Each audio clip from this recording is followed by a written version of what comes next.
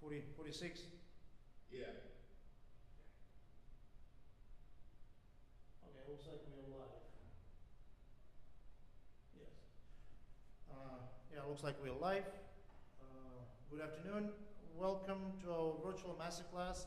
We're honored and very excited to have our guest, esteemed trumpet soloist and teacher, Fred Irby, the third professor of trumpet at Harvard University, principal trumpet of the Kennedy Center Music Theater. And I'm not going to be talking much. I'll let Professor Irby maybe talk about his career, and then we have several students ready to play few short selections, and we'll open for questions. For people who are on YouTube, you can write in your questions in the comments area, and I'll be reading them, and Professor Irby will be also seeing them, so he could answer questions from the audience as well as the one posted on YouTube comments. Please welcome Professor Fred Irby III.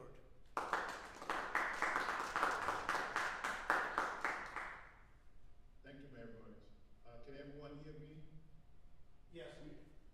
Yes, I certainly can. Thank you for inviting me. As you said, my name is Fred Irby III. I'm a native of Mobile, Alabama. I attended Grambling State University in Louisiana for my undergraduate degree, and I got a master's in trumpet performance from Southern Illinois University in Edwardsville. While I was at Southern Illinois University, I studied with Susan Slaughter, and I studied with Bob Chickarini, and I also taught in the public schools of St. Louis, Missouri. In fact, I left St. Louis to come to Washington, D.C. and teach at Howard University. At Howard University, my responsibilities are the coordinator of instrumental music, trumpet instructor, and director of the Howard University Jazz Ensemble. As I said, I've been playing at the Kennedy Center since 1975. I've done like over 130 different musicals. I've done like just about all the musicals that are on Broadway that go on the road and travel. I've done those. In fact, the last show I played was like this time last year was a musical called Wicked. I did 3 weeks of that in Baltimore. In fact, when the show closed, that's when COVID shut everything down. But that was my fourth time playing this show, that I had done it 3 times at Kennedy Center.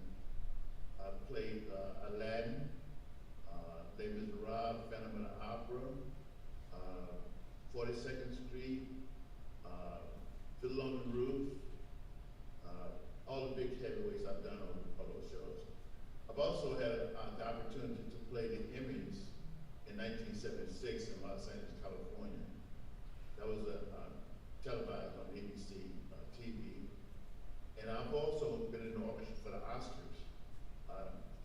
2015 to 2018, I was in the orchestra playing with an amazing orchestra, an amazing trumpet section too. Other than that, I've done some performances in New York City, TV shows I've done up there, but most of my work has been in Washington, D.C. Washington, we have several theaters in town.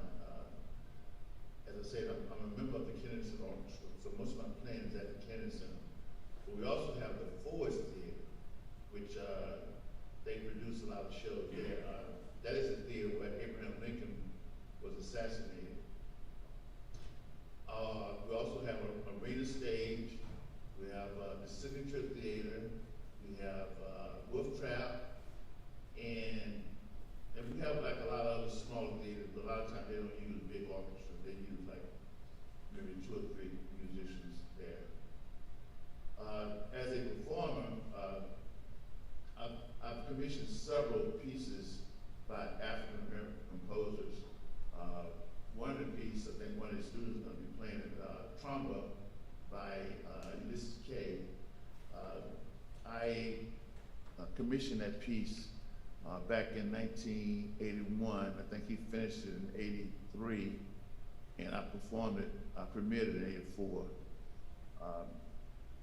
We at Howard University used to have, and we still do, we invite African American composers to campus, and we have them talk about their music, what kind of inspiration they have for the music. And the first year we had George Walker, who was the late George Walker. He won a Pulitzer Prize for a composition that he wrote for soprano and orchestra that was premiered and commissioned by the Boston Symphony. And the very next year we had Ulysses K.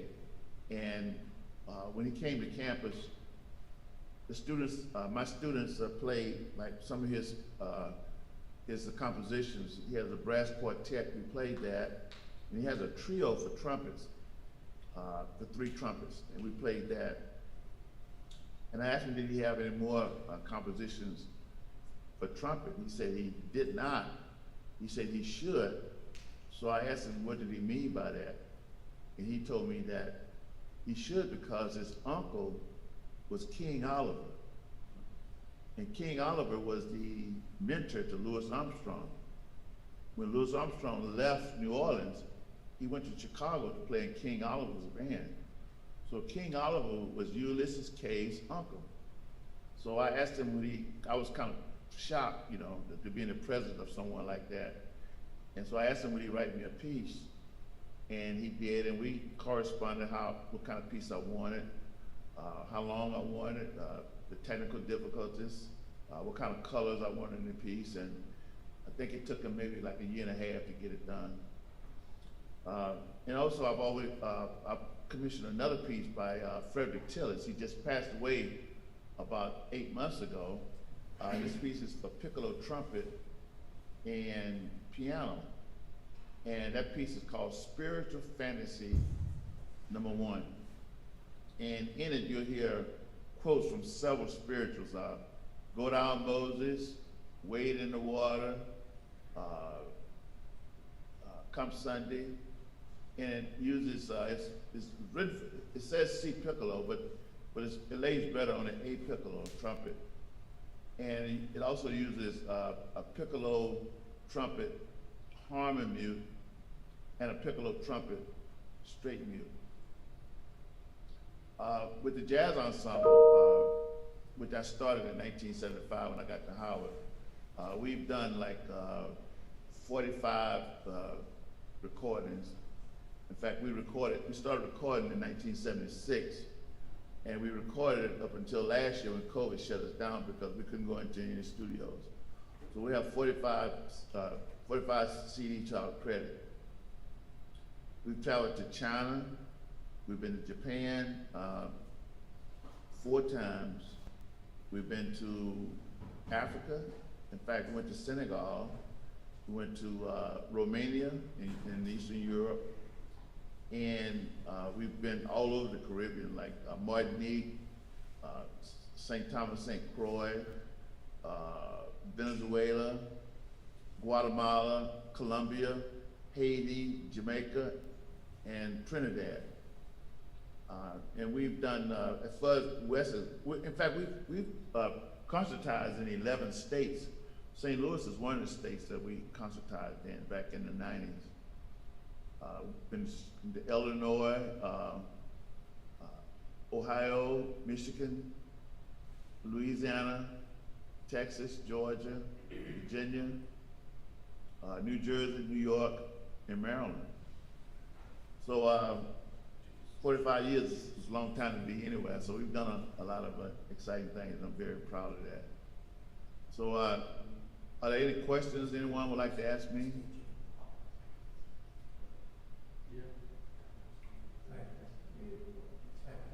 Sorry, I missed because I was asking a question. Yeah, no, I was just asking if there was something on the screen you can ask David is like, why don't see the stage, but he switched them. You can put the questions in the chat too. Right, yeah, okay, now the screen is there. Yeah, I have a question because I don't have a computer with me, but Can you see the questions, Professor? If you see interesting questions in the chat, you can just maybe answer them. And meanwhile, if you have any questions here, raise your hand so we could. I guess we'll be. Oh, we have Chan Cinnamon. He's a junior music education student. Has a question. You just come up. Okay. You just come up. You need me to get up there and ask it? Yeah, it's more better if you say it, or I could reiterate. What's the question? Yeah, I'll just ask it. Yes. Let's see how it goes.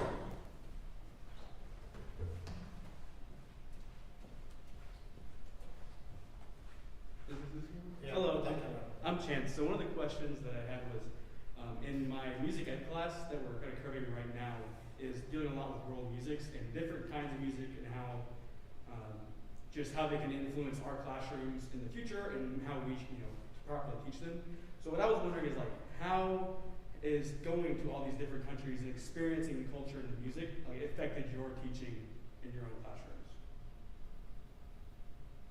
Well, first of all, they say that if you never travel, if you never really learn anything. So I got a chance to hear a lot of different music. I was very impressed with the music I heard in China, and I was in China in 1987. So I was very impressed with that. And also in 2014, we were in Africa, and I got a chance to hear a really bona fide African percussion ensemble. And that was one of the most amazing things I've ever heard in my life. So you get a chance to hear different rhythms, different sounds, and most of the music I heard in a lot of these countries, most of the musicians, they were not reading the music. It was like memorized or was passed down to them by other musicians. And so I came to appreciate people who didn't get their training like in Western institutions, but they got their training in another different format. And they are always able to retain the music of their country. So they pass it down to generation from generation to generation. I hope that answers your question. Thank you. I don't know if you hear him. He said thank you. No problem.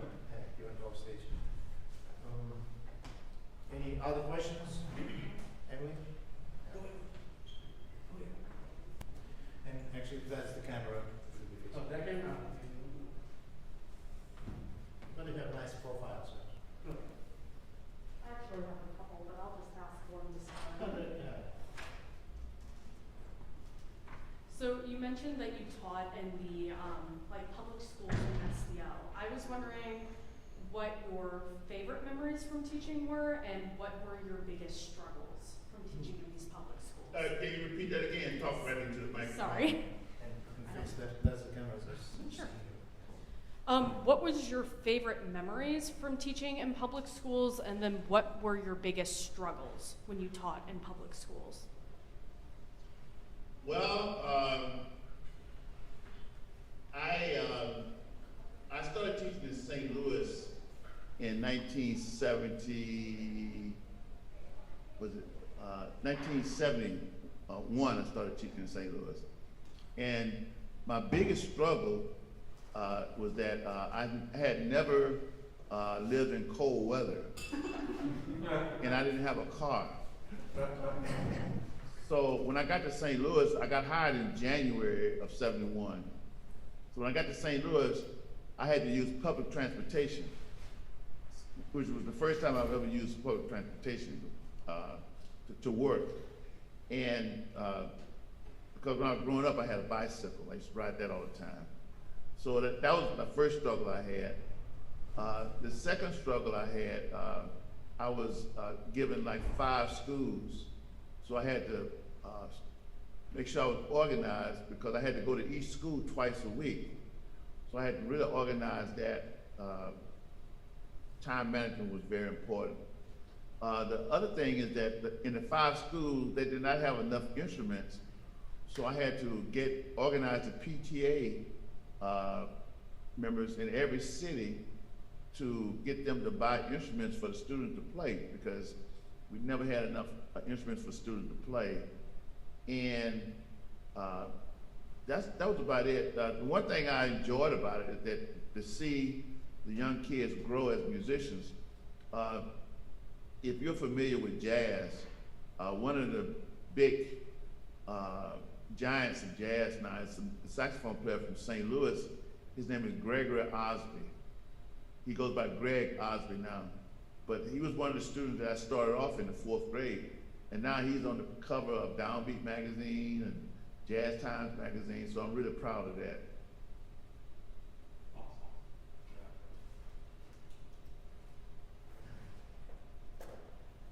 I have another question. Yeah, she has another question. Yeah, go ahead. I just wrote down a couple. Did you hear? Yeah. Thank you so much. That was like super insightful. Yeah. I also wanted to ask, you've performed with lots of different trumpet sections over the years. What separates a really standout good trumpet section to work with versus maybe one that isn't quite as cooperative, I guess? Like, what makes a good trumpet section? Well, first of all, cooperation. I've played with some. I played with, the last time I did the Oscars, I played with Wayne Bergeron, who's like the top studio player in Los Angeles, probably in the world. And I just noticed how nice he was and how musical, very accurate, super high register, but he also can play low too. That was a very good section, him and Dan Fernero. But I think the best section I ever played with was George Graham. He's passed away, and Rick Baptist. Rick Baptist, he's the vice president of the Musician Union in Los Angeles, California now. And in that section, you know, we all played first trumpet. They would pass the parts around. So George Graham was like the principal player, but he would like for everyone in the section to play trumpet. So another great section I played was Rick Baptist and Warren Looney. We did the Image back in 1996. Warren Looney has passed away also, but he was a very fine trumpet player. He was like the soloist for the Lawrence Welk Orchestra. If you ever watch Lawrence Welk, the whole show, you'll see Warren Looney in that orchestra playing all these pretty solos and everything. But what makes a great trumpet section is that, first of all, you have to listen. You have to be very courteous. You don't, if you're in the section playing second or third, you don't sit there and practice the first trumpet player's parts. That's a no-no. In fact, if you read the Arvin's book very carefully, they say something about that in the Arvin book. So that kind of stuff been going on since the 1800s. People in the section playing your solos before you play them, stuff like that. So those trumpet players never did anything like that. They was always very respectful. They would, if there was a conflict in phrasing, they would always be nice to tell you how they wanted to be played. And so that what makes a good trumpet player, just respect and being respectful of people in the section.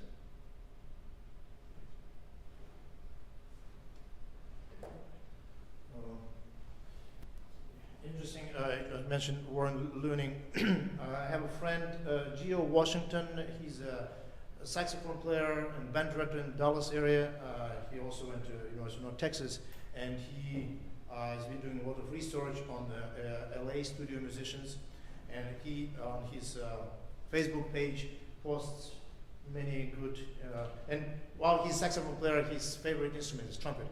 He posts a lot of great video clips and transcriptions of great studio musicians. And yesterday, actually, he posted a video, a short clip of 16-year-old Warren Looney playing solo with Lawrence Welk band.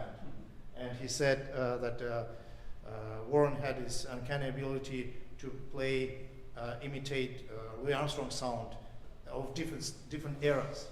So, and just unbelievable. There's such a talented 16-year-old boy playing there. I had a quick follow-up question. How did you end up going to Southern Illinois University? What was your, like, what brought you up, I guess, quite north from your places where you were born? And how was it studying with, I happen to know both Susan Slaughter and Bob Ciccarini. Susan has visited a few times while I was here and gave a couple of master classes. She's now retired from being principal trumpet of the St. Louis Symphony for almost 40 years there. So I just had a question about that. Well, when I graduated, I had a very good undergraduate teacher. His name was William Scalata. He was one of my teachers. My first teacher at Grambling was a person by the name of Dr. Dalvin Boone. He only taught me for 1 year, and he left to go to Indiana State University in Terre Haute, and he was also the principal trumpet in Terre Haute Symphony there. But he taught me for 1 year, and then I had probably one of my most important teachers was William Scalata. He was like the principal trumpet player in the Shreveport Symphony. In fact, his son played in the Marine Band in Washington, D.C. for 4 years. When I graduated from college, Mr. Scalata told me, he said, wherever you end up, make sure you get in touch with the top trumpet teacher in that city so that top trumpet teacher, the top trumpet player, know who you are and they can recommend you for a job if they like the way you play. So when I graduated from college, I did not do that because I felt that I needed a whole year of just practicing 3 and 4 hours a day just to get my technique, my sound, and most of all my endurance up. Because I knew there were some things, being in college, you got to take English and science and playing the bands and concerts, you know, and you got the horn on your face all day in all these other ensembles, and you don't get a chance to develop like you should. So I needed 10 to 12 months of just practicing, playing, and then I'll make my move. So what I did, I started practicing every day for about 4 or 5 hours. I'll get up in the morning, practice from 6 o'clock to like 7:30, then I go to school and teach. And then I would practice on my lunch hour. I would spend like a half an hour, 45 minutes, and I come home and I practice another 2 hours. So I had it going like all the time, you know. So anyway, I contacted I wanted to know who was playing first trumpet in the St. Louis Symphony, and they told me Susan Slaughter. So I called her up, and I told her I wanted to take a lesson. So she agreed to take a lesson, and so she asked me. I asked her, could I study with her while I'm in town? And she said, well, what you should do is enroll in SIU because I also teach over there, and it would be much cheaper for you to be in school there.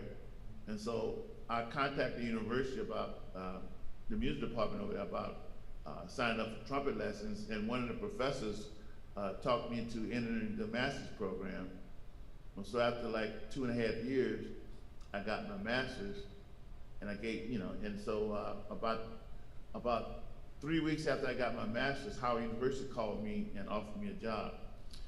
But while I was working on my master's, I played in the St. Louis Muni Opera with Bob Ciccarini. And I also played at Six Flags over Mid-America. I played in an orchestra out there too for a year and a half. But where I really learned about playing like commercial music and especially playing shows was from Bob Ciccarini, who was like a great teacher. And he's mentored so many great trumpet players to come out of St. Louis, so everybody knew him.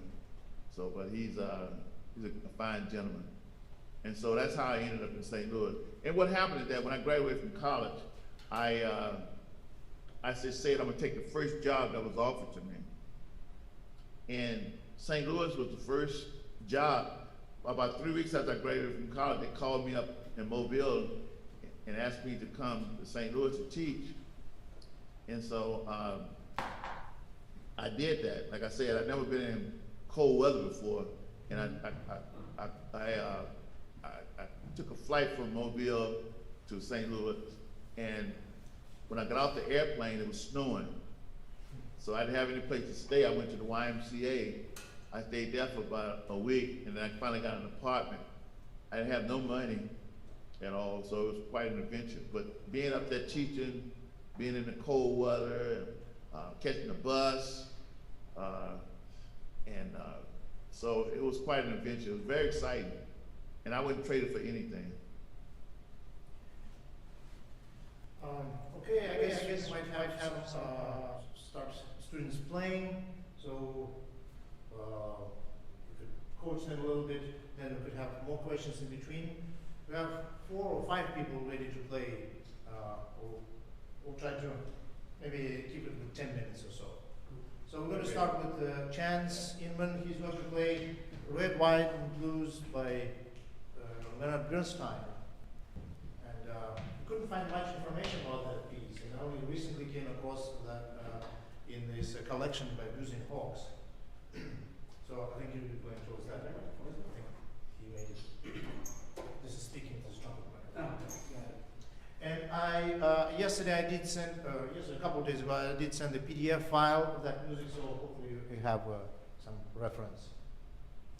Okay?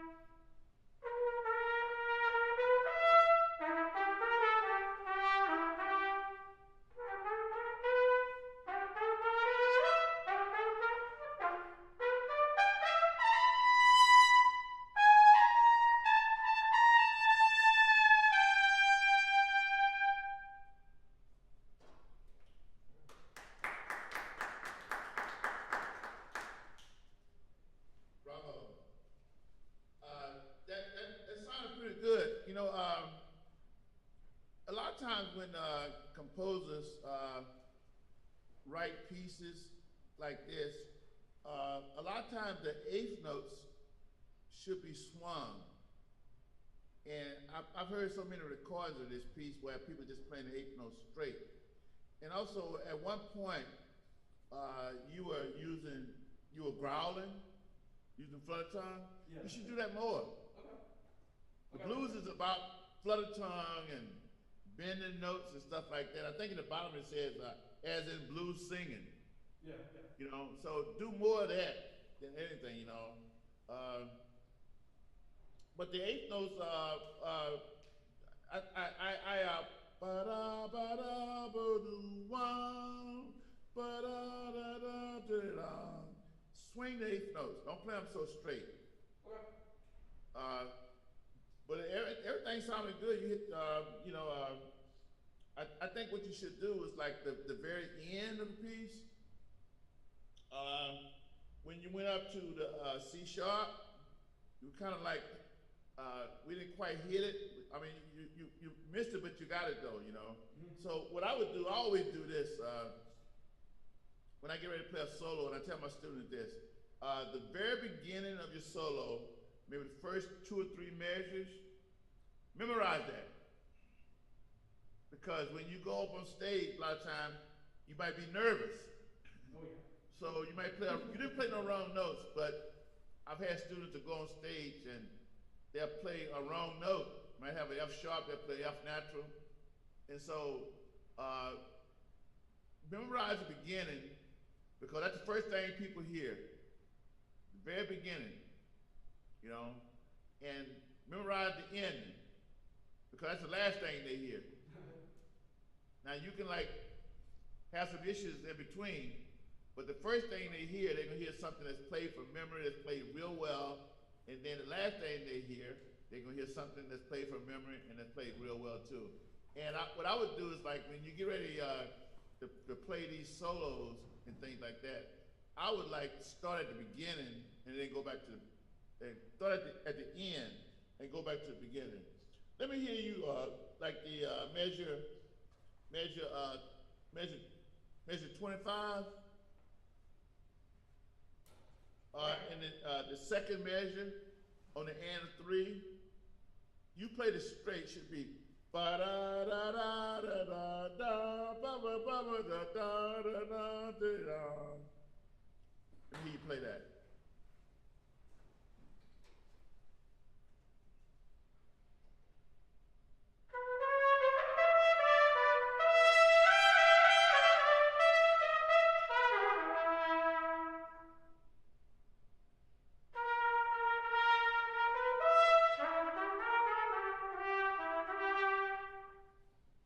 Keep going. Okay, that was a little better.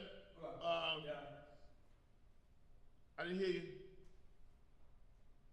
How did he say? Do I? Speak towards the microphone. What did you say? I'm sorry. Now I said that was a little better.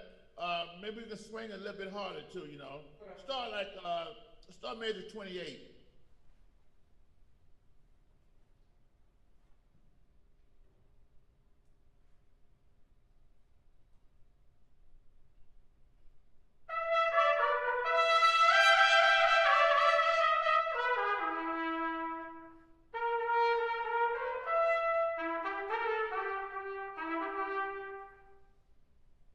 Keep going.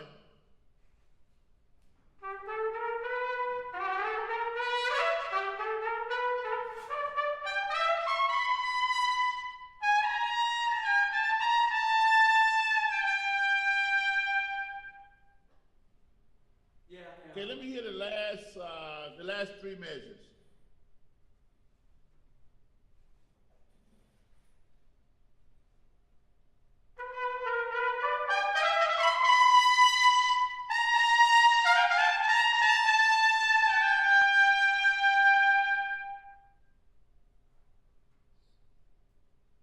Okay, this is what I learned to do.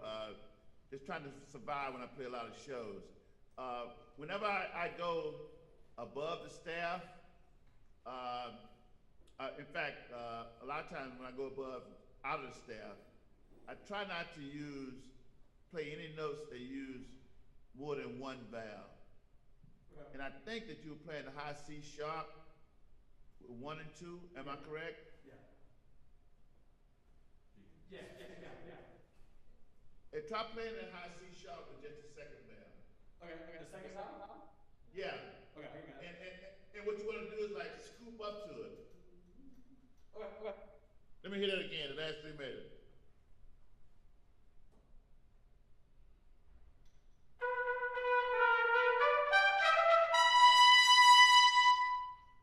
Okay. Was that the second valve? Yeah. Okay. You didn't miss it, did you? No. Okay. All right. What you want to do is survive.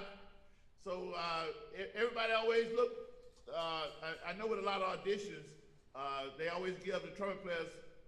You have to be very technical, but they always give you high notes, and so that's the highest note in the piece.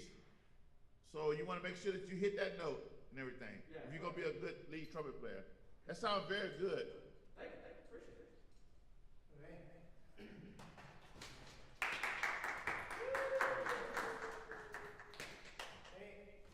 I had one more question to ask you. Oh, yeah. You can take mask and control. Where are you from? I'm from it's called Park Hills. It's about an hour south of St. Louis.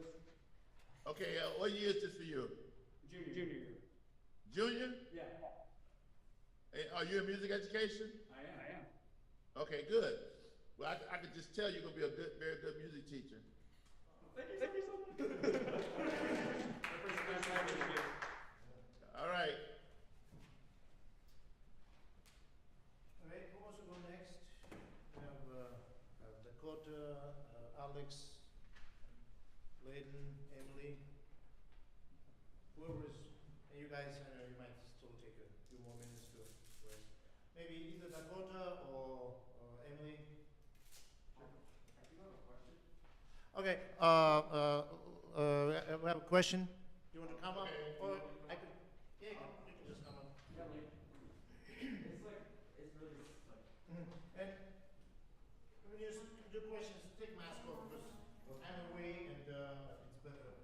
Okay, start with your. And you talk to that. Talk to this? Okay. Hello. You talked about how when you go above the staff, how you don't use any valves, like more than one valve. Why do you do that? Because if you got two valves, the air has the journey to the note is more difficult. They got to go through too many valves and stuff like that. The air pass through too many things. So I try to play like all my high notes. When I play like a C sharp, I try to play like the rather than 1 and 2, I play like the second valve. Sometimes when I have high D's, instead of playing first valve, I play them open. It just works for me. Thank you.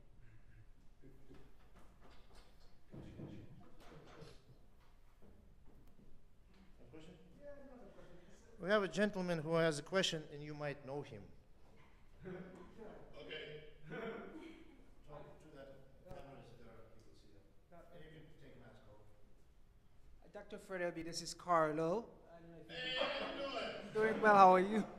I haven't seen you since Port-au-Prince. I know, that was year 2000 or something?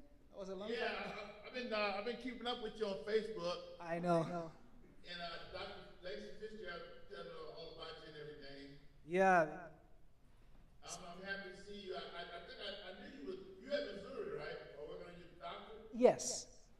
Yeah. I know you just got married, right? Yes, I did. That is true. I have,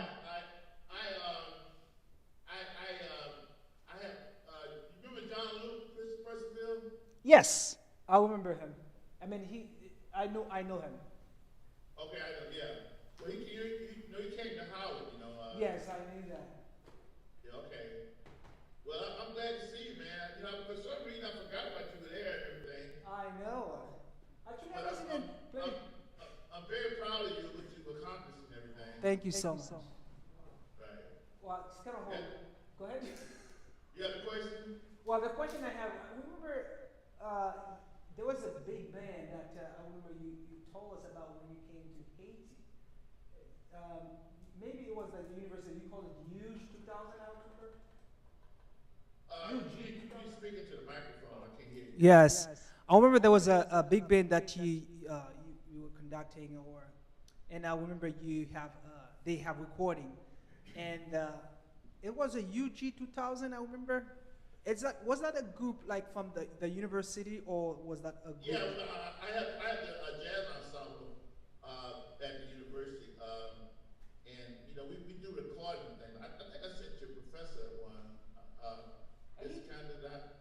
give me a CD. You give me a CD. I lost it, unfortunately. Oh, okay. Well, you know, my personal email is Fred Irby 3, the number 3, Okay. at gmail.com. Okay. If you send me your address, I'll send you something in the mail. Sounds good. Sounds good. Thank you, Frank. All right. Frank. Okay, that sounds good. That was basically what I was. I still can't hear you. You're talking to the microphone. That was basically the question that I had because I remember that was that recording has really huge impact on me, and I thought that was like a group that you had that part of the university or a personal group that you had. No, it's part of the university. Okay, thank you. Right. Okay. Good to see you. Good to see you too. Okay, so Dakota is a first-year master's student. He's going to play 2 orchestral excerpts from the opera repertoire. Since you're a specialist in the music theater, I thought it would be appropriate. We rarely have people from that area. So the first one is Don Pasquale, and another one he has Verdi. Banda.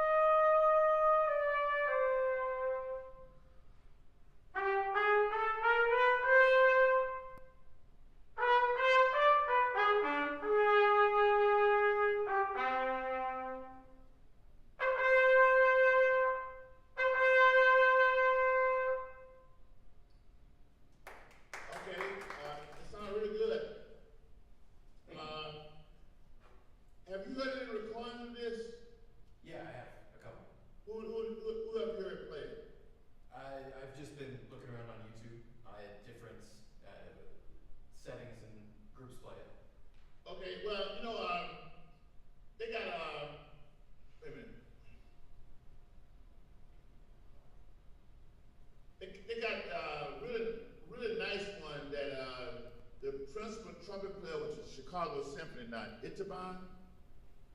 I don't know if you've heard that. Maybe. I don't know. Okay, well, that's a very good interpretation there. The only thing I would probably, I mean, it's not that much to fix in this other than just keep learning. Do you know it from memory? No, probably not. Okay, that's one of the things I can hear that like right away that you didn't know this from memory. And so I think that pieces like this that's very lyrical and stuff, you got to learn this from memory so that you can like really hear the music and know the music. Because it seemed like you were just kind of like, it felt like you were concerned about, I hope I play it right, I hope I play a B flat, not a B natural. I hope I play an E flat, not E natural. I mean, I can hear that in your playing. You was thinking too much as opposed to just playing it, and it sounds very musical.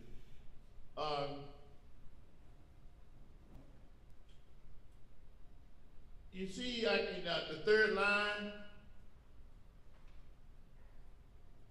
third line, that second measure, that's when the phrase ends. So a lot of times when you're playing lyrical stuff like this, you come to the end of a phrase, just slow it down just a little bit. Not a lot, but just a little bit. You got ba da da da da da, and then pick it back up. Okay. What kind of equipment are you playing on? I'm on a Yamaha. I'm not quite sure what it is. I inherited it from my dad from the 80s or so, and then I'm on a Hammond 6MV mouthpiece. What kind of mouthpiece? A Hammond 6MV. Hammond. Yeah, I don't think I've ever heard of that. they're a German company. No. Okay, all right. No, Okay, it's no a problem. Carl Hammond, Hammond Design. He worked for Schilke, and in early 2000 something he started making, he branched out. He's based in Chicago. Okay, all right. I mean, I'm sure they have a million companies. Yeah. Yeah. What year is this for you, sir? This is my first year in the master's program. Okay, and where did you get your undergraduate degree? About 30 minutes south from here at Central Methodist University. Okay. Did you play a recital? I did, yeah. What did you play on your recital? I played the Joe Levay concerto. The oh jeez, you're asking me stuff from a year ago.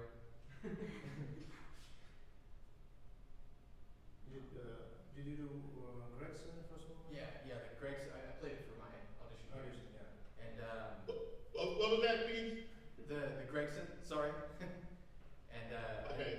I played the Torelli on pick. Which director? The concerto? Yeah. I can't hear you. Yes. Okay. Did you do Maurice Andre's version? No, not exactly. I don't think. I think I had a different version. Okay, because he has a. Did you play the second movement? No, just the first. Oh, you didn't play the whole thing? No, just the first. Okay, because I think when the piece was written, the trumpet played first and third, and it was tacit in the second movement. And Maurice Andre version of it has the trumpet playing in the second movement because someone reorchestrated it so that the trumpet could play. Because at the time, the piece was played by a valveless trumpet. Trumpet didn't have any valves. Mm-hmm. So now that we have valves, we can do a whole lot of things that the oboe players and flute players can do. That's why they reorchestrated. Okay, are you music ed? No, a performance. Okay, all right. Do you own a C trumpet? I do, yeah. Okay.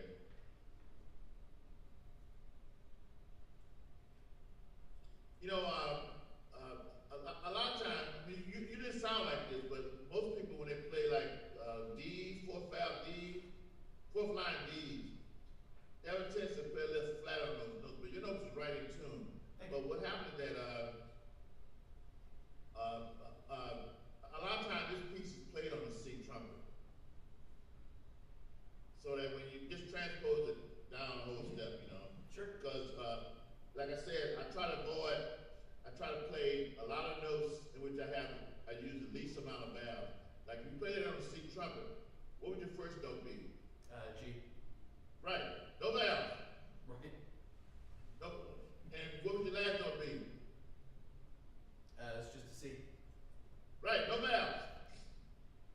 So you try to look for a lot of things like that, so that you want to just play rather than striking valves and stuff. You want to be a bugler, Right. you know? Okay, and I think the pitch would be a whole lot better too with that. Mm-hmm. Okay, you know anything about this opera? Not much, no. Okay, you know, it's not good enough just to play the notes. Because you gotta, if you're gonna play this music, you need to know the plot behind the opera, know when it comes, what are they doing on stage, and what you can do, I would advise you, I would just go on YouTube, and you can pull this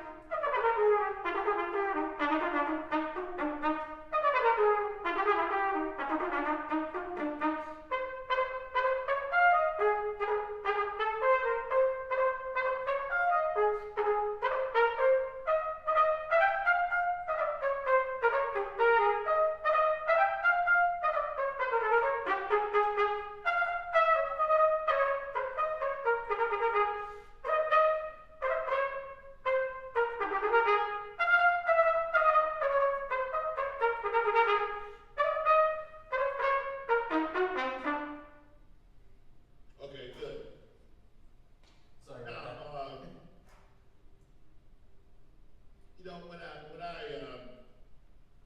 when I'm in St. Louis, I mean, I'm in St. Louis, but DC, when I'm playing like shows, something like that, a lot of times, the last couple of shows I played, it's only one trumpet. So every time you play, that's a solo. Even if you're playing with the ensemble, you're still the only trumpet that's going to be heard. Right. So you got to watch out for certain notes that a lot of trumpet players miss. When you start this piece, in the second measure, that A, the high A, Yep. you play the G. Yes, I did. Okay, but the second time around, you didn't do it. Right. You played it right when it repeated itself. So that's one of the things I always watch out for. Like, what notes do trumpet players miss? Trumpet players miss G sharp more than any other note. So whenever I play G sharp, I try to concentrate very heavily so I don't miss those G sharp. I have another note that you did do. Look at letter A. 1, 2, 3, 4, 5, 6, 7, 8, 9. The ninth bar of letter A. What note is that? Sorry, I don't have letters. I just got at the start of each line numbers. Okay, line. 1, 2, 3, 4, 5, 6, 7. The seventh line. First measure. I've just got a G. Second measure. Sorry. A D. Huh? It's a different edition, so can you maybe sing it? He's using different edition, so it might. Oh, okay. Well, it should be the same note though, right? Maybe just sing it. Oh. Start like. Dun, dun, dun, ba-dum, ba-ba-dum, bum, ba-dum, ba-dum, ba-ba-dum.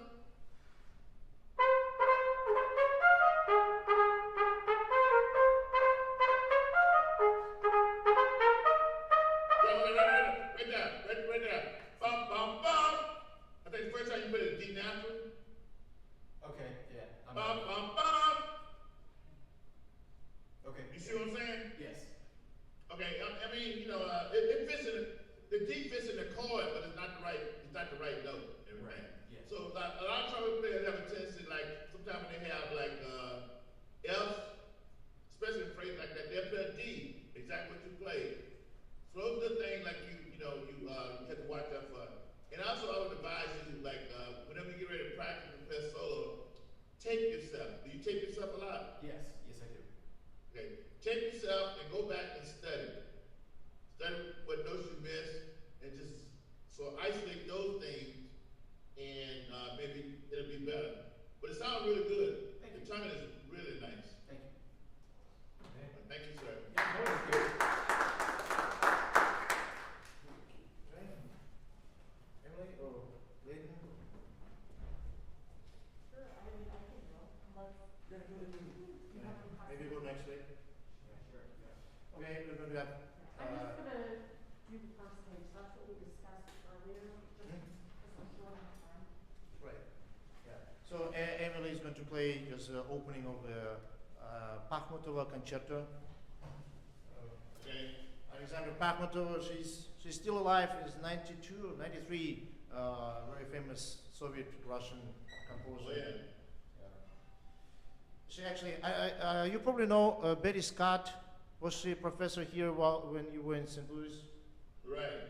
Yeah, Betty Scott and Pakhmutova look like sisters. They're very petite ladies with short haircuts and a lot of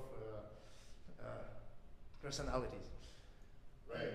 So Emily is a music education sophomore student. Okay.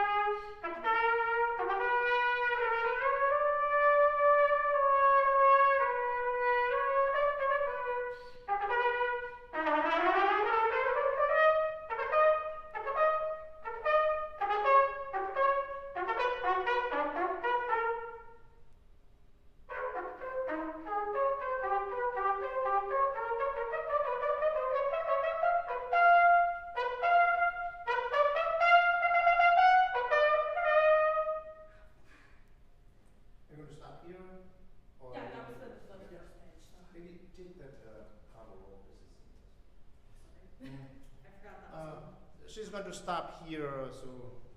Okay. Did you have a cup mute in there? I did not. The first part is with a cup mute. I just didn't have it on me at the moment. Okay, I'm gonna tell you something. If it calls for mute, you gotta practice with the mute because mutes play out of tune.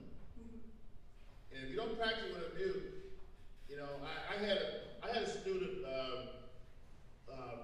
about 10 years ago. He had a piece that called for mute, and he would always come to his lessons without his mute. And I told him that you need to learn how to play with mutes because sometimes you might have to shade the corks down to get it in tune, you know. And so anyway, so we had a dress rehearsal for his recital. He brought his mute. And guess what happened when he did his recital? Extremely out of tune? No, he forgot it. Oh, God. That too. Yeah, he forgot it because he was into his regular routine, not bringing it. So you always have to, you know, keep it like a mute bag. Mutes are very important. A lot of conductors are very picky about mute, what kind of mute you use. And, you know, sometimes they tell you like instead of using like a Humenberg cut mute, they want you to use a Ray Robinson cut mute. They'll say that, but it's in the music to you. And also what kind of harmony mute they want you to use too. So get used to playing with. You have your mutes, don't you? I'm sorry? Do you own your mutes? Yes, I have a cup mute. As your student did, I forgot it today, so. Okay. Well, you have a mute bag? I do not. I have the boxes they come in and I carry them around in that. I probably should invest in a mute bag though. Yeah, get your, you have an old purse? No. Okay, well, I know some of my female students at Howard, they didn't have a mute bag, but they would put them in they have an old purse. And I they could would find go one. Yeah, well, go to like a yard sale or something like that. You'll see old purses and stuff like that. You just Sure. want to have it with you all the time, you know. That make a big difference, you know, with the dynamics and all that. The only thing first of all, it sounds pretty good. Just a couple things. Thank you. You gotta watch your breathing. See measure 13? I'm sorry? Measure 13. Measure 13. Measure 13. I do not have measure numbers, I just have the. Well, you got I can measure count on it the out. end, on the end, the beginning of the line. You use, yeah. I sent him the joint edition. Okay.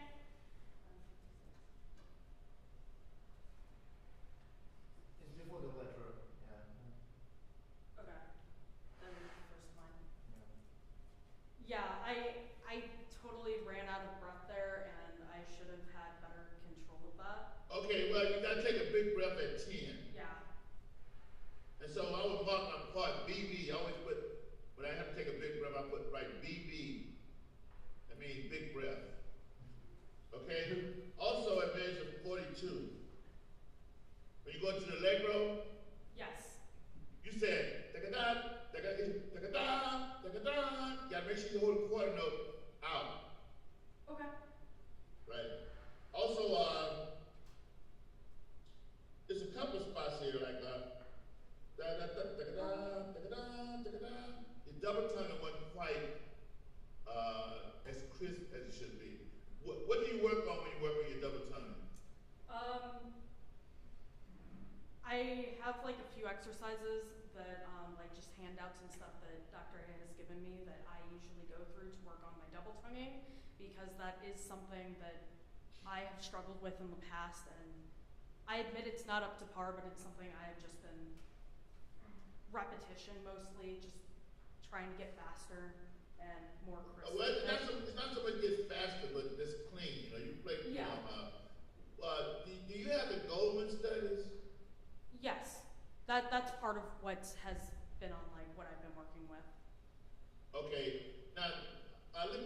you play that first study? Play without the microphone.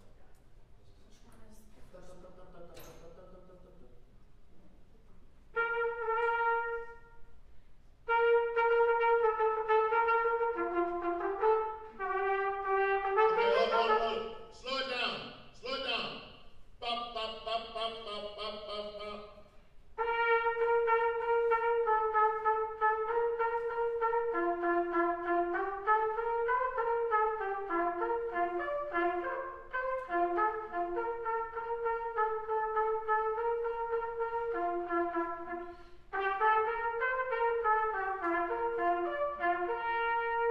Okay, that's enough. That's enough. Now let's play it even slower. Bop, bop, bop, bop, bop, bop, bop, bop.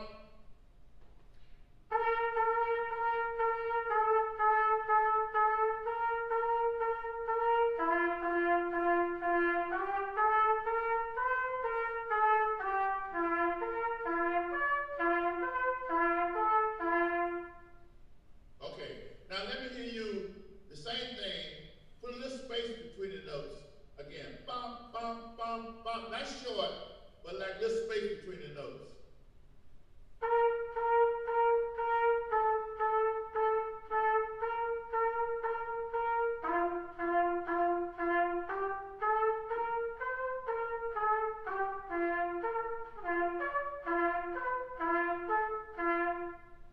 Okay, now let's do the same thing, but instead of chewing, I want you to the who, W-H-O, who.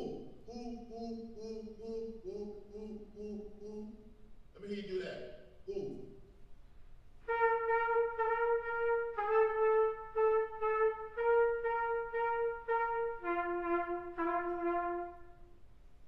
Keep going. Okay.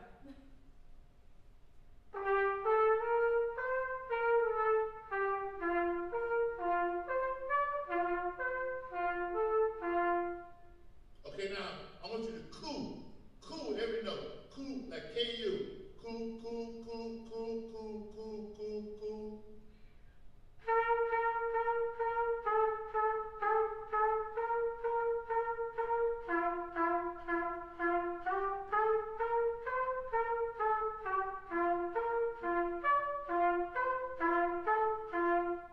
Good, okay. Now let's try measure 52. Yeah, 52. Is that right where the Allegro is? No, that's 42. Okay. So 10 measures from that.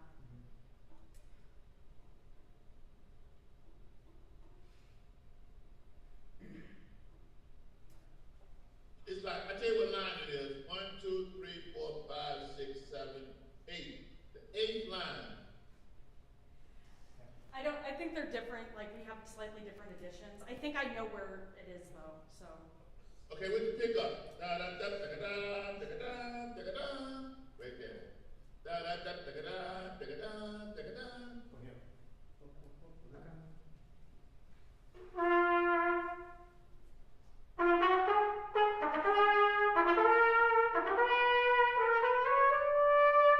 Okay, good.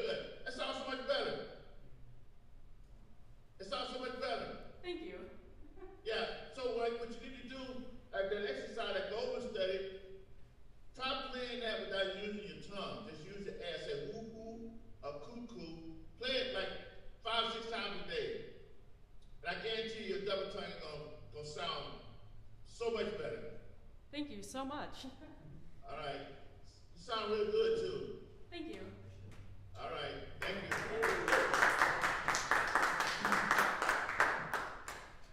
Okay, next we have Layden Dukes. He's a sophomore, but this is his first year here because he transferred from SIU, Southern Illinois University. And he's going to play first, maybe second movement of trombone. Maybe second. I just started working with, he worked in the first movement, we just started in the second movement, but the first movement is the one he will perform. Okay, which SIU is he from? Evansville or Carbondale? Evansville. Evansville? Yeah. Are you from St. Louis?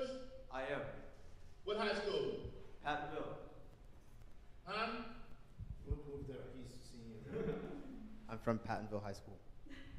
Where is that, in the county? Yeah. Where did you teach in the city? I taught at Stowe. I taught at elementary school. But I did a little work at Soldan Okay. in Sumner. Yeah. I did a little work there, but I taught mainly at Hamilton, Stowe. I can't think of these other schools. So you were like, I love St. Louis. yeah. So you're like city. You're in the city. Yeah, in Redden City, in the hood. Yeah. Yeah.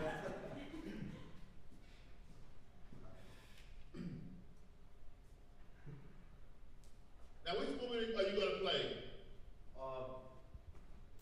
I'm playing the prologue, the first Okay. movement. What's the name of this piece? Tromba. What's the full name? Tromba, suite for trumpet in B flat and piano. Is it? You said I heard you say in the suite in B flat. Speaking of Yeah, a suite for trumpet in B flat, like in the key Oh, of okay. B flat. It says suite. Yeah. Suite for B flat trumpet. Yes. It don't say B in flat. Okay.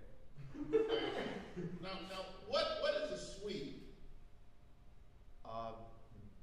I'm not sure, to be quite honest. I do not know. Okay, like I said, it's not good enough just to play the notes. You gotta know what you're playing. Okay, now what is a prologue? It's like an introduction. Right, the beginning. Okay, and have you been working on the second movement? I just started working on it like a few weeks ago. Okay, what is the second movement called? It should be called Nocturne. Okay, well, what is a nocturne?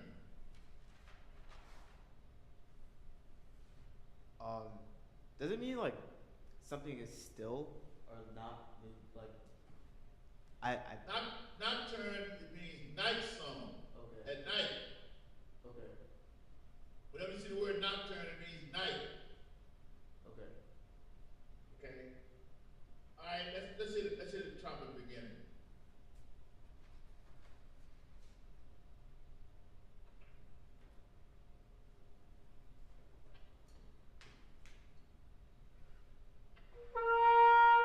I'm restarting that note.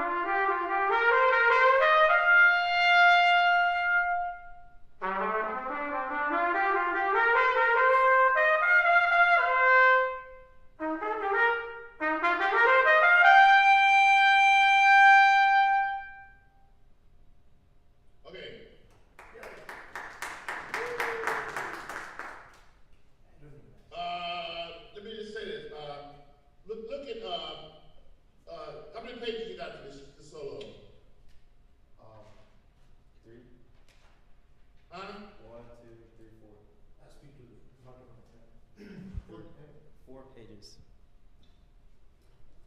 Okay, let's look at some of the trouble spots here.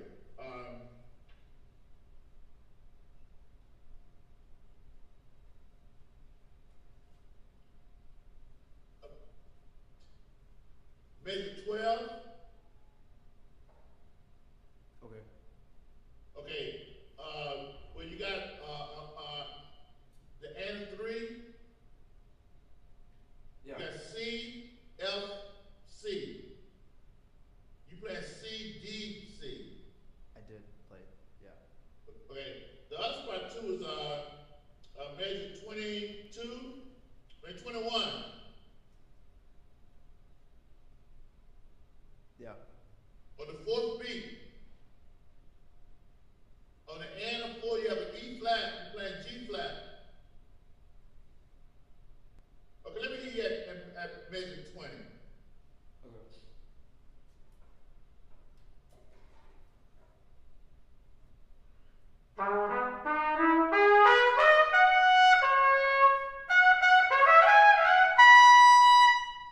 Okay, I see what you're saying. I was playing G flat. Okay, now I'm gonna tell you something else you're doing too. At measure 20, you cutting the second note of the slur off. You say ba-da, ba-da, ba-da, ba-da, ba-da, ba-da-da-da. Stretch the second note out. Right there again, 20. Make sure the second note of the slur needs to be long.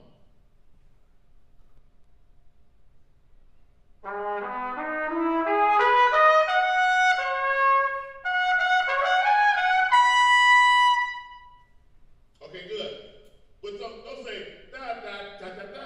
Don't tongue that E flat. The E flat and the Measure 21. yeah. Don't tongue that. The note on the and of 4. Okay.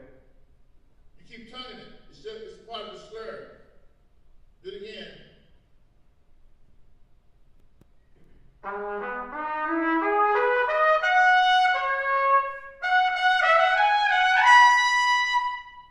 Okay, you still playing G flat. I will.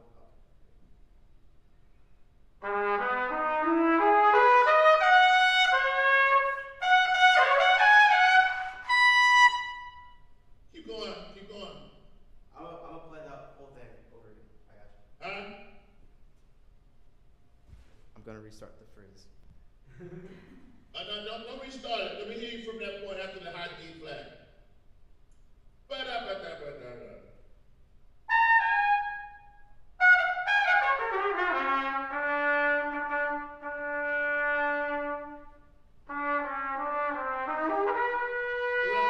Okay, hold. At measure 25, you have 3 notes that are slurred. You slurred 4 notes. You have 3 notes that are slurred. You slurred 4. Right there at 25.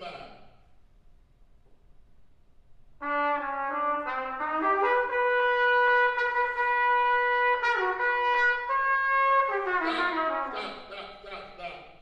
Measure 27. You have a C sharp.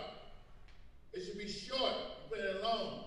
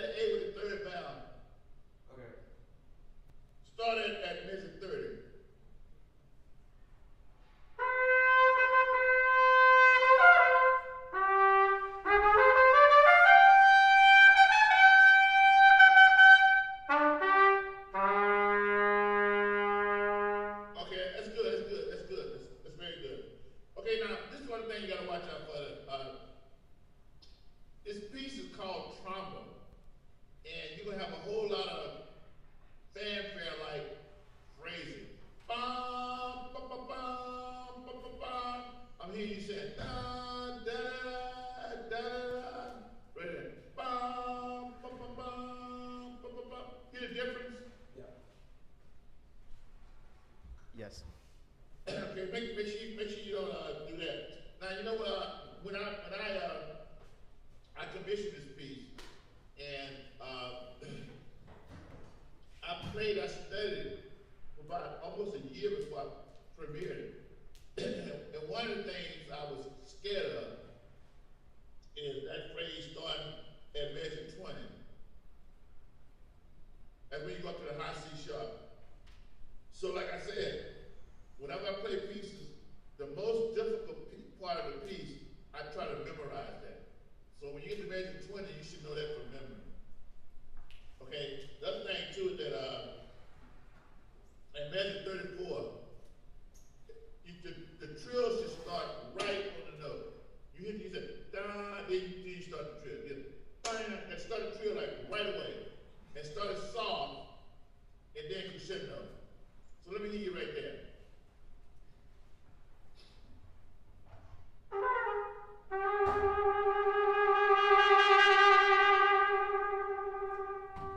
Okay, now, you see that word that's holding from bottom? Yeah. What is that word? I want to say it is pronounced breve. Brev. Brev. And what does it mean? I'm not sure. Okay, now whenever you get some music, when you see words that you don't understand, you have an iPhone? I do. Okay. It's right on your phone. Don't take it for 5 seconds. Okay, in this, brev has two meanings. In this particular case, it means short. A short fermata. In another case, brev also is a double hold note.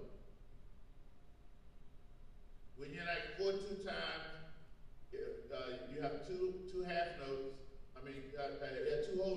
Two whole notes, and that make up 4/2 times. And so if you want one symbol in that measure, you write you know what a brev is, right? A double whole note. Square. Looks like a square. Yes. Okay.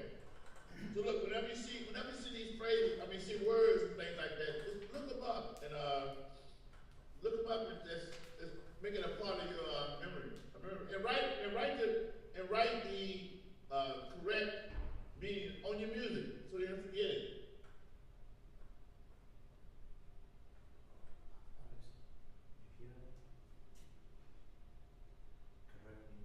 Okay, at the very end, let me hear you at 55.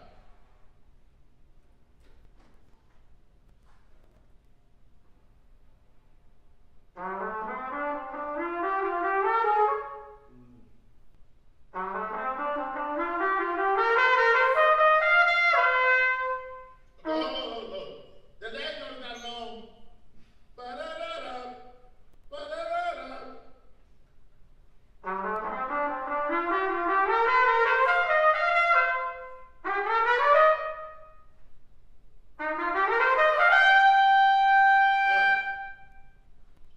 Do that again. Da-da-da-da-da. You want me to start at 55 again, or? No, 56 on the end of 3.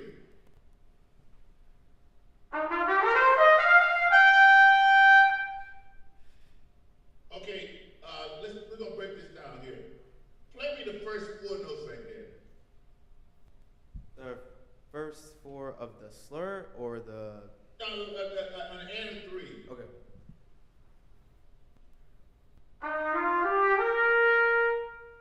Don't hold the last note. Play the time. Da-da-da-da. Don't hold the last note. Don't yank it off. Okay, now play me the after that, the next 4 notes. Those are the Okay, play the A with 3rd valve.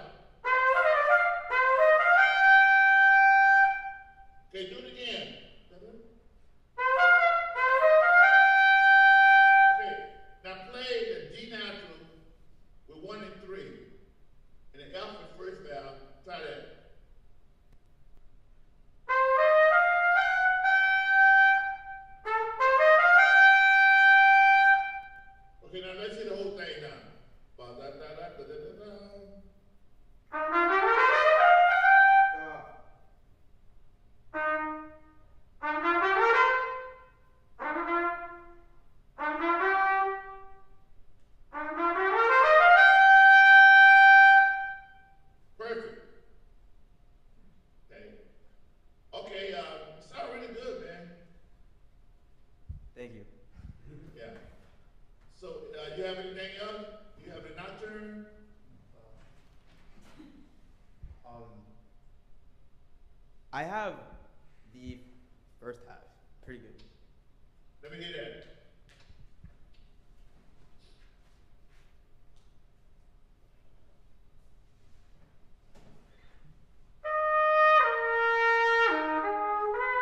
Wow. There we go.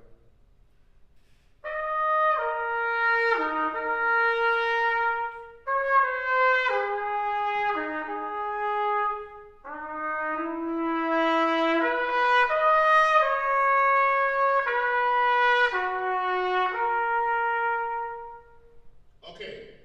That comes straight mute. I have not been practicing this with the mutes at all. Where's what you gonna, that's like I'm going to football practice and I ain't gonna wear no shoes. Yeah.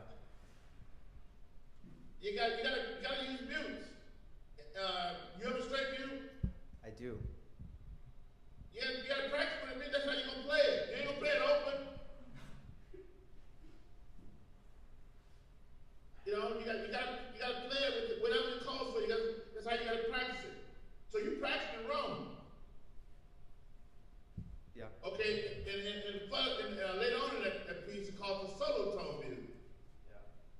You have a solo tone mute? I do not have that one. Okay, you have a harmony mute? I do. Okay, you have a stem with your harmony mute? I do.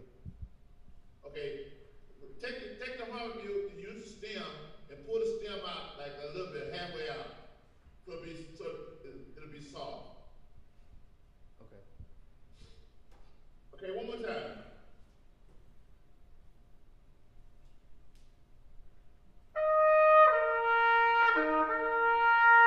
Oh. You turning the F, the low F to C. It's all slurred.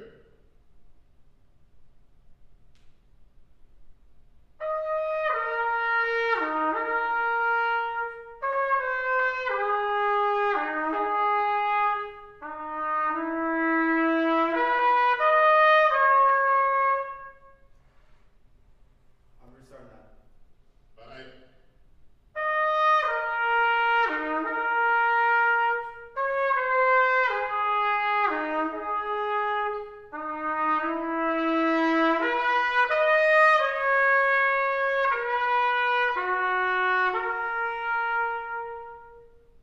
All right. What did that say, loud or soft in the beginning? It says piano. Okay, let's hear piano then.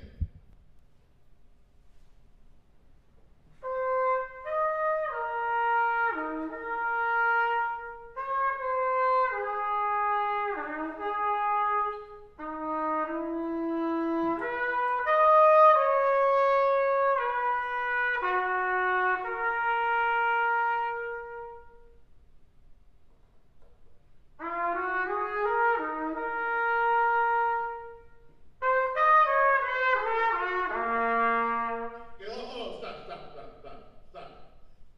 Every time you gotta play an F on the fifth line, you always hit a D. That is one of the notes I have a very hard time hearing. Yeah. Well, you gotta practice it. I do. I always practice the lip slur from between D and F all the time. Yeah, but you gotta practice tonguing it. Because every time that it's the first note of the phrase, and you use a two syllable to tongue the note, then you always miss it. Let me hear you play an F. Okay, play me an F 15 times. All right.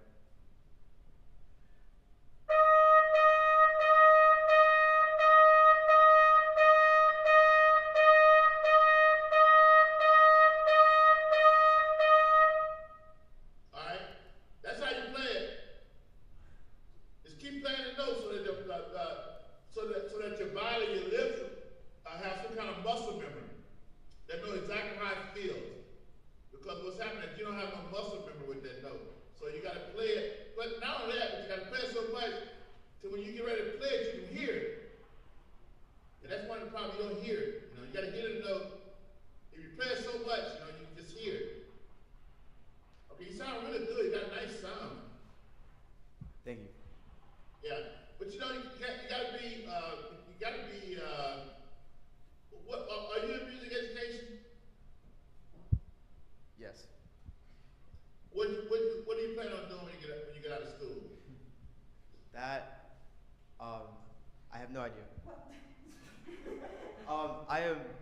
questioning sticking with education, actually.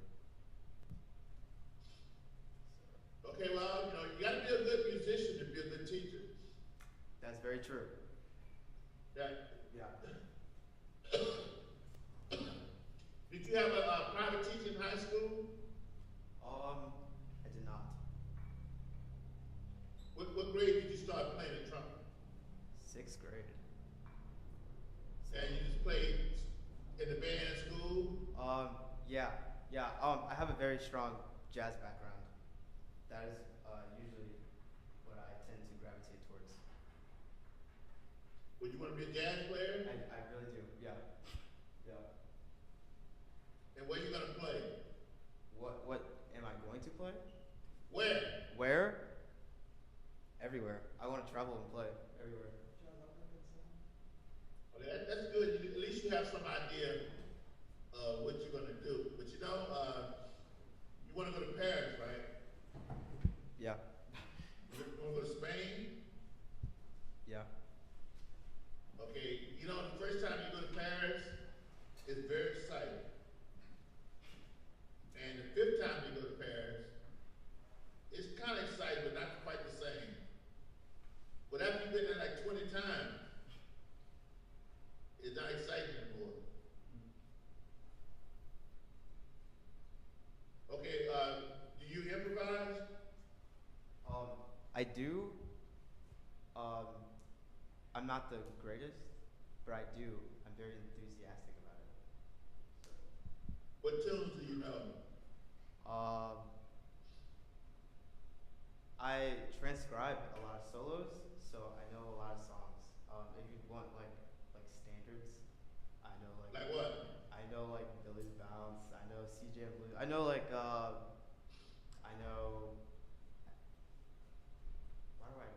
I know If I Were a Bell, Miles Davis. I know So What, Main Voyage. Let me hear If I Were a Bell. Yeah. Okay. You transcribed Miles Davis solo? I did. It's been a while since I played the whole thing. Do you want me to play the solo or the head? I want you to play the head. Now, Miles Davis played this on harmony. He did, yeah. So you don't have your harmony with you, do you? No, I actually learned it without the mute, so I learned. Yeah. Okay, now, If I Were a Bell, what musical is that from? I'm not sure. I didn't know it was from a musical. It's from a musical, Guys and Dolls. Okay. So whenever you get a song, any kind of song you get to play, if they give you a title, make sure you look it up on your phone. Just put in If I Were a Bell, and it'll tell you like right now I'm gonna do it myself. I know it's from Guys and Dolls because I played it before in that musical. If I were a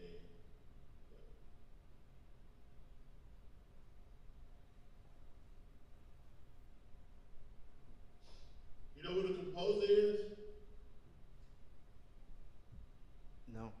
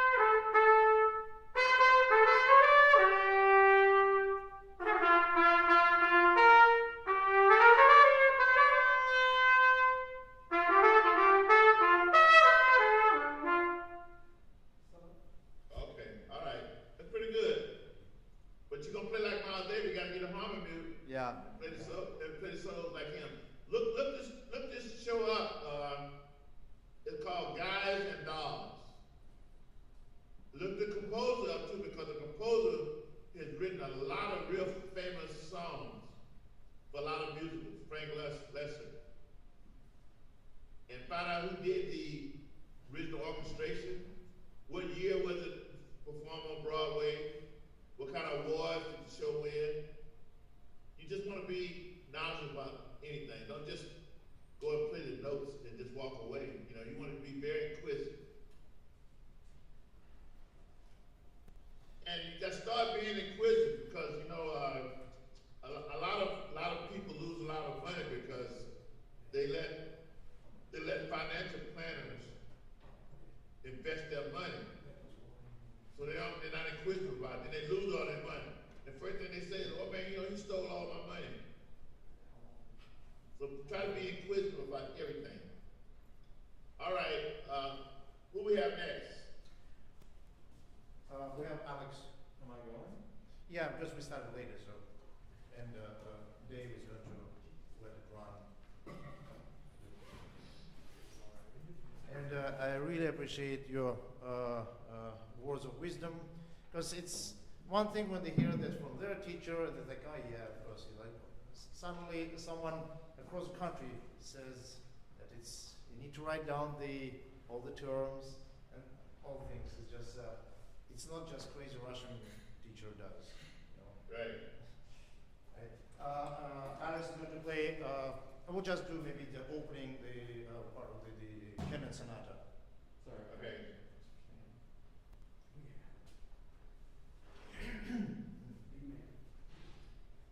Were you on my first page, Doctor? Hmm? The first page? Bigger than that, maybe. Hello. Hey, how you doing? Good, how are you? Yeah, what year is this for you? Is your name Alex? Yes, my name's Alex. I'm a junior. You're a genius, you say? Yes. No, he's junior, not genius. Okay. He's working on it. One of those is a lie.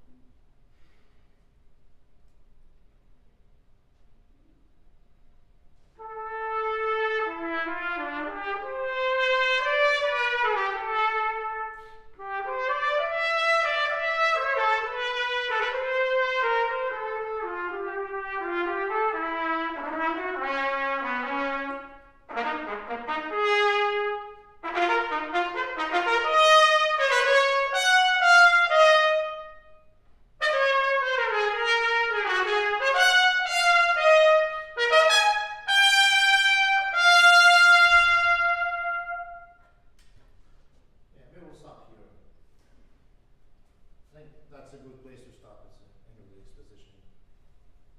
Okay, is that it? Yeah, we can stop there for time's sake. Yeah, I'm all right. You know what? First of all, you sound real good. Got a real nice sound and everything.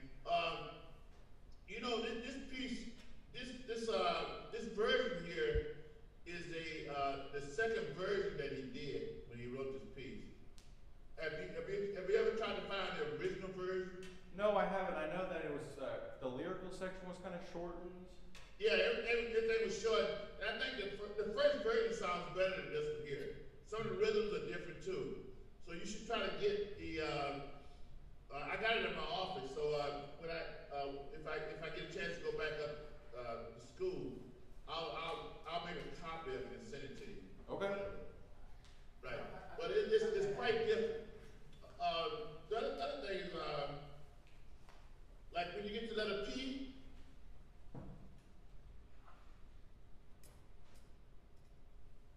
Yes.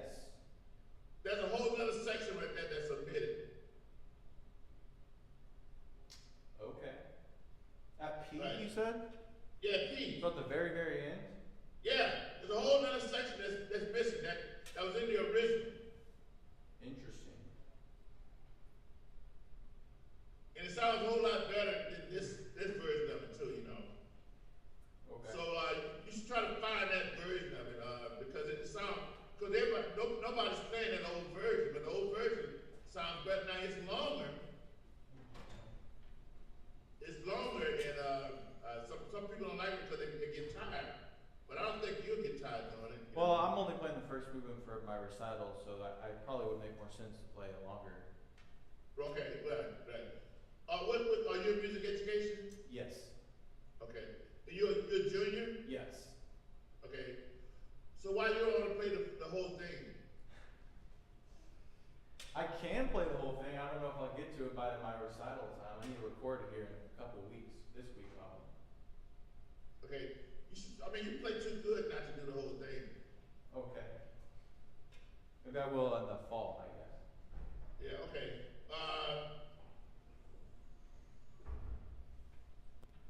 This is what I was gonna say.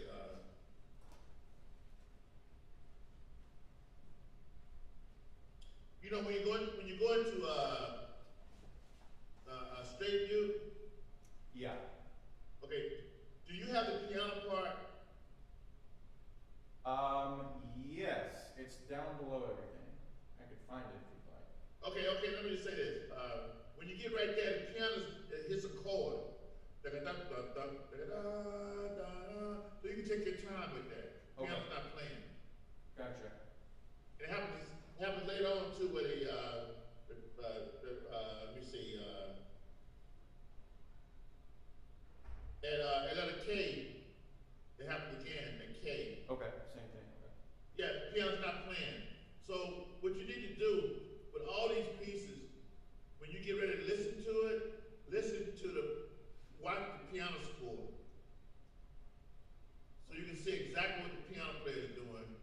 So that when you get ready to play or you count and stuff like that, you'll have some sense of what it sounds like. Okay. So a lot of trumpet players, they're just practicing their part. But you gotta know exactly what the piano player is doing. Because y'all might have some rhythms together and stuff like that. So you want to make sure the whole ensemble is going good together. Okay. Okay, let me see. One other thing I would say,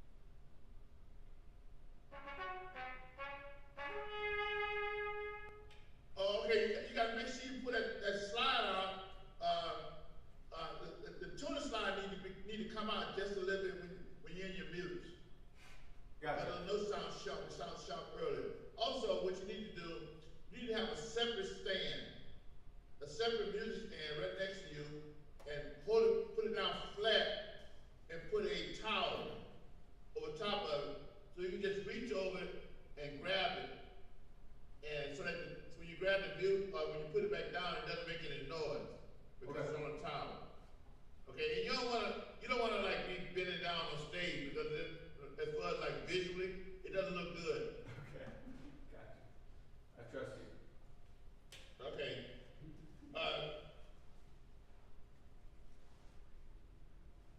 Let's hear. It's basically the same thing. It's just I think it's up a half step after that. Yeah. Let me hear you at O.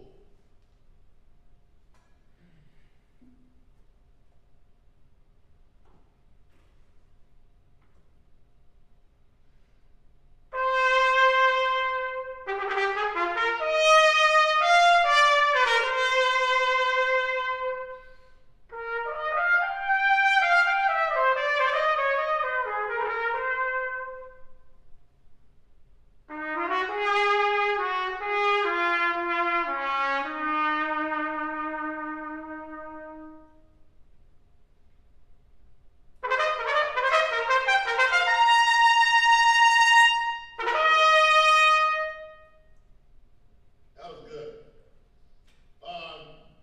You play the jazz band? I do. You play lead? Not really.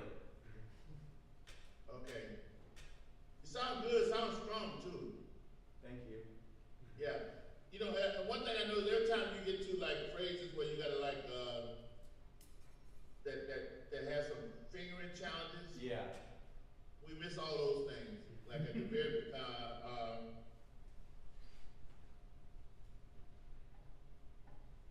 Just like 16th note runs and stuff. yeah, you miss those. You gotta play them real slow, and you have a tendency to rush them. Okay.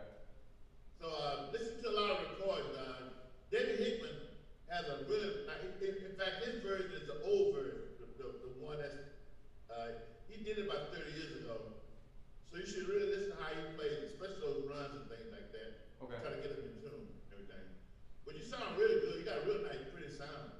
Thank you. Right. I can imagine it sounds even better in person, you know. Okay, we got one more? Playing wise we've done, but I'm sure there will be some questions. And actually, Alex has a question for you. Okay. Well, so most of us are music education majors, and so as people who are doing trumpet and teaching and things like that, I was just going to ask how trumpet playing and working on trumpet playing has translated to you as an educator in your journey as an educator. Okay, when I was an undergraduate, they did not have no performance major at my university. So I was a music education major. But I just liked playing the trumpet. So I mean, I knew I was gonna play. And so I think that when you are a good trumpet player, your band sounds good. So if you don't, you ought to play what you hear. So if you hear yourself playing out of tune, your band's gonna play out of tune. If you can't play runs and be very particular about articulation, your band's gonna sound like that. So you hear like you go to hear bands that sound really good, that means that band director is a good musician. He sat down, he studied, he's played etudes, played solos, and the kids sound like it. But you can't teach what you don't know. So I would just say the stronger musician that you are, the stronger teacher you're gonna be. And so I would just work on etudes, solos, learn solos from memory. With my jazz ensemble, I go and do concerts. I don't take no music on stage. I don't take no music on stage. I just conduct from memory. You know, and I take when I give a recital or play a solo, I'll take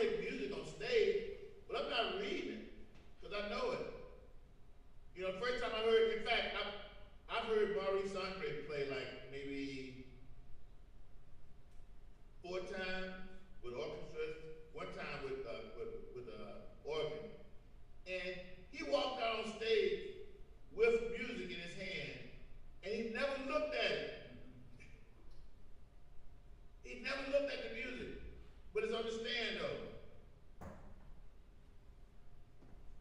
He never looked at the music, so try learning music from memory, so that you can like have a very good, so that you can play well. Because when you sit there and read, you want to bring it on stage because what you're doing when you take it on stage, you use the music as a visual guide. You're not reading. You're not reading it. So you're not have to worry about playing no short or long because you know what it's supposed to sound like. You got to remember. You got to worry about playing B flat or B natural. You know what it sounds like because you know it from memory. You still have the music on stage. But that's what professional musicians do. They somewhat memorize everything that they're doing, but they still use music. Okay, next question. Yeah, there's a question from actually it's my private student. He's a high school student, very talented kid. How does one improve consistency when playing solo repertoire for the trumpet? How can one get on stage and be confident that they're going to be spot on?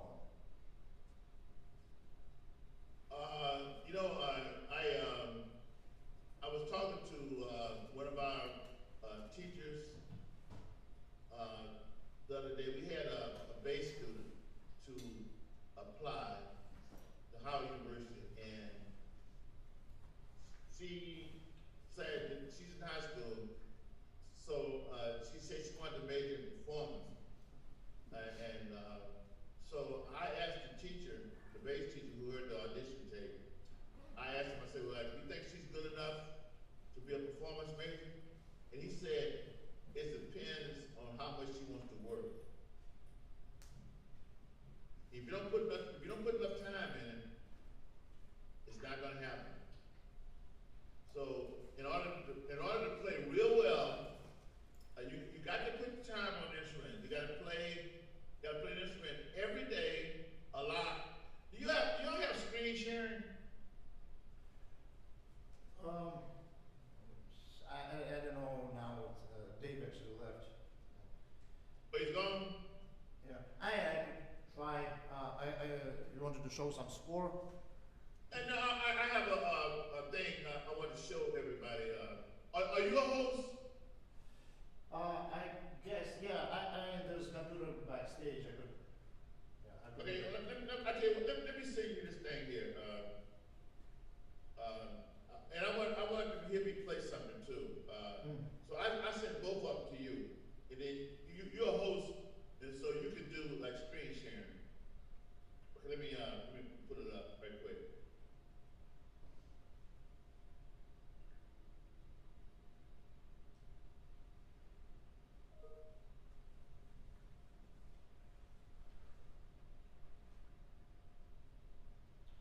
And meanwhile, I don't know if these people are still present, but we have hello from Washington State, nickname Shofar, and then there's Juan Avendaño, hello from Bogota, Colombia. Juan Avendaño is a principal trumpeter of the National Symphony Orchestra in Colombia.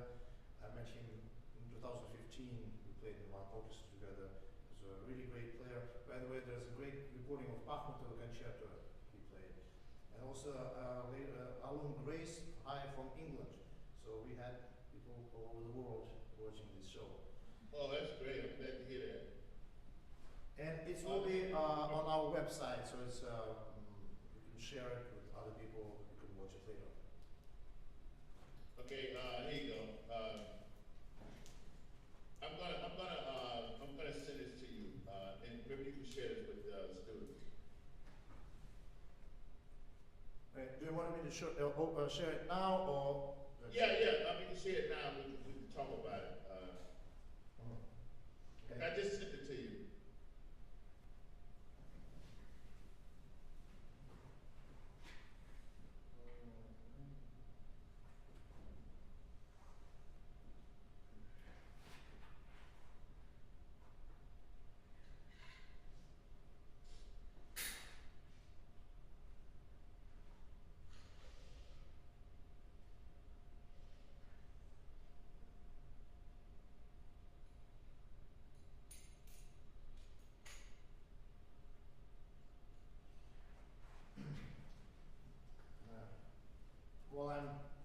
figuring out that the computer backstage. You can, if you have any questions, please come upstage and ask questions. You have any, Dakota? Okay. I'll be right there. So, talk.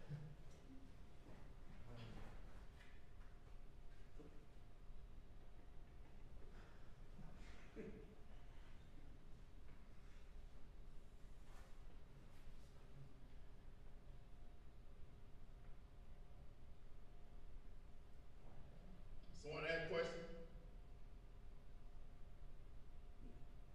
One question?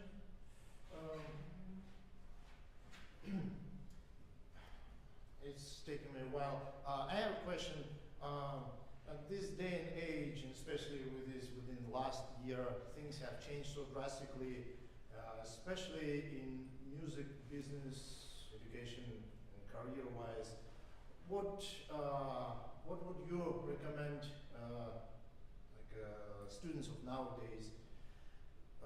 Should they do they have to change their focus, and what they should be maybe focusing? We have entrepreneurship program and things of that sort, as well as music education, performance. Very few people. What would you give? What advice would you give our current students? Well, the same advice I give my students at Howard University. I think they should be much more proficient in technology. Make sure that you, like I had to, I didn't have this technology before COVID. I just taught at Howard University, taught at home. Now I got to teach on Zoom. I got to record music. I got to just do a whole lot of things that normally I wouldn't do. What is your I'm trying. I got a thing. I want to send it to you. I thought we could screen share. You're the host, so you can have. Can you turn your screen share on? Yeah, I'm about to. Yeah. Because I tried to open my email, but it's not my computer, and so I need to log in. You send it to my email, right? Yeah, I'm almost there. I'm saying, only thing you have to do is enable me to screen share. Okay.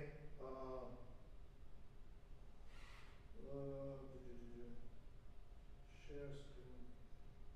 Right.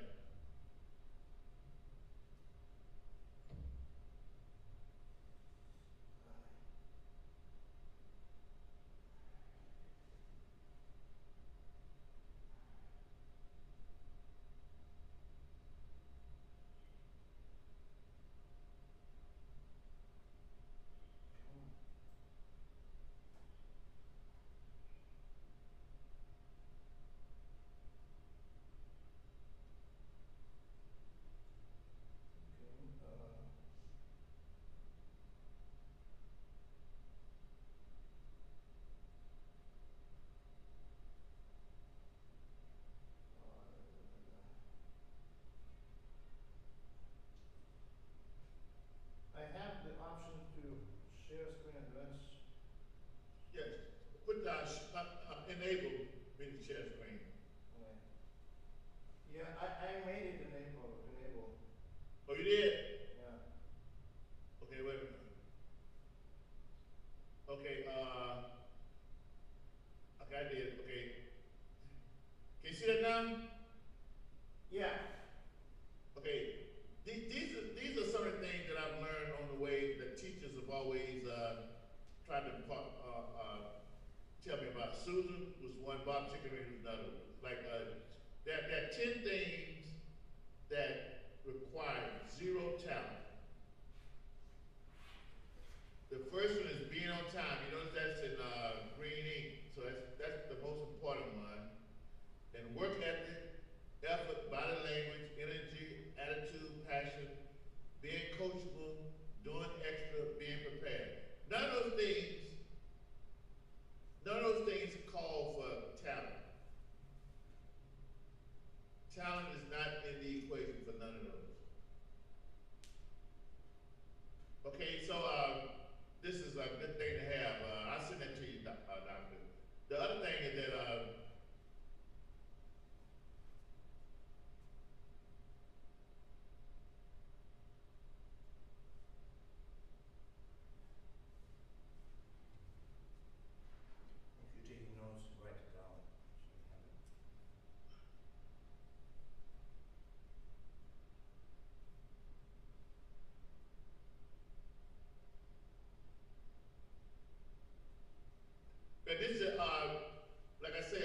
first started, you know, I didn't know that much about technology and all that, so I had to learn to do this.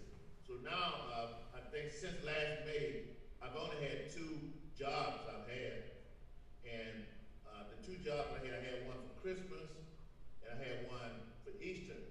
And both of those performances, I had to record my music and send it to the organist like 2 weeks before, and the organist just put it all together. So yesterday, I did a performance at a church here, me and one of my colleagues at Howard. So we did it with it was 2 trumpet, organ, and timpani. So I wanted to play this for y'all to hear what we did. And both of us are playing the Vivaldi Concerto on G piccolo trumpets. So here it is.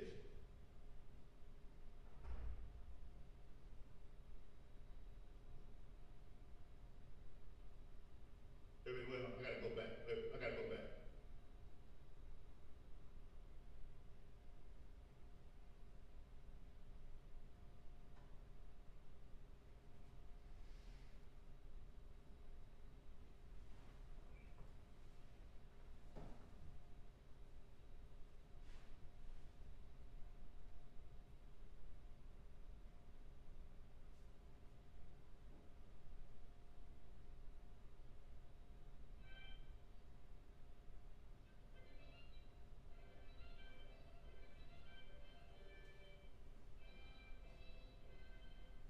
Can y'all hear that?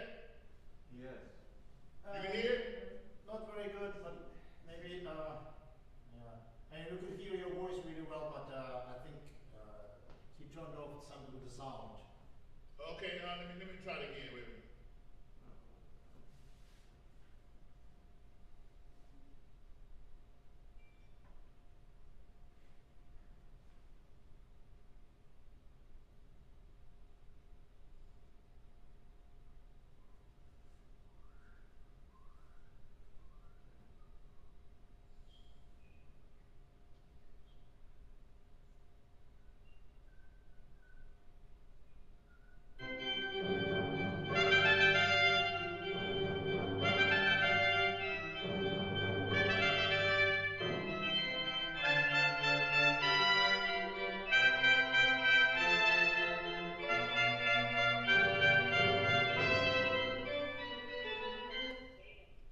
Can y'all hear it? Yeah, we can hear it. Huh? Yes, we can hear that. Now it was good. Okay.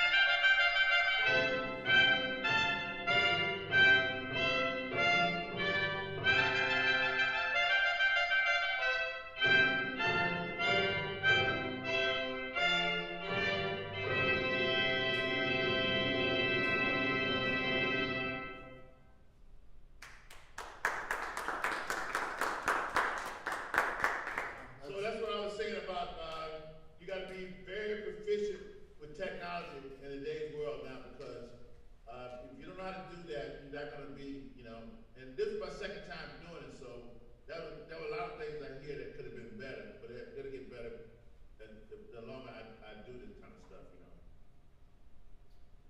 So, did the organist record first and then you use that? She recorded first, she sent hers to us, and we played it with her, but when she got everything, she put everything together, then she did another organ part. Okay, yeah. Yeah, now, I've seen a lot of people doing, some are really high professional level, some pretty good, so.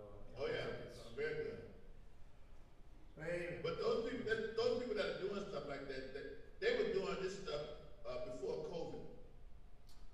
yeah, and there's some who are very quick learners. Yeah. Well, Wayne Bergeron, he told me that he was doing all this stuff way before COVID.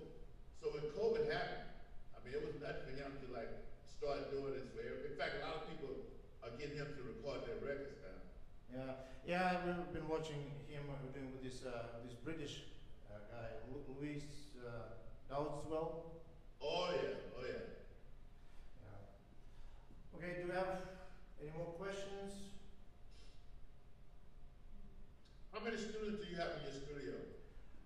This semester I have 13, 12, 13. Yeah, the goal is about 14, 15. So it's sometimes fluctuates. How many graduate students do you have? I have one performance major master student and I have one PhD music education student, not Carlo, but there's another one. And majority are undergraduates.